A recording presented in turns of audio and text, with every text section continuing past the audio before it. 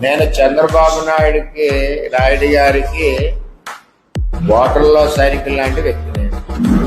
నేను స్థానికుడిని, పిఠాపురంలోనే పుట్టి పెరిగిన వాడిని, నిరంతరం ప్రజల్లో ఉండేవాడిని.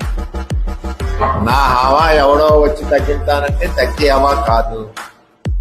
నేను ప్రతిపక్షంలో ఉన్నా, రూలింగ్ లో ఉన్నా, ఎక్కడ ఉన్నా ప్రజల్లో ఉంటా, ప్రజల కష్టాల్లో ఉంటా. అని చేత అటువంటి పట్టించుకోవాల్సిన అవసరం నాకు లేదు.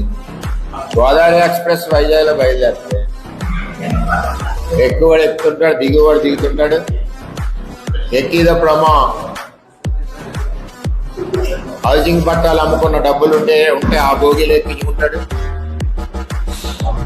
మళ్ళీ ఇంకో చాట ఎక్కిదప్పుడమ్మా మట్టి మాఫియా డబ్బులుంటే ఆ సంచులు భోగిలు వేసుకుంటారు.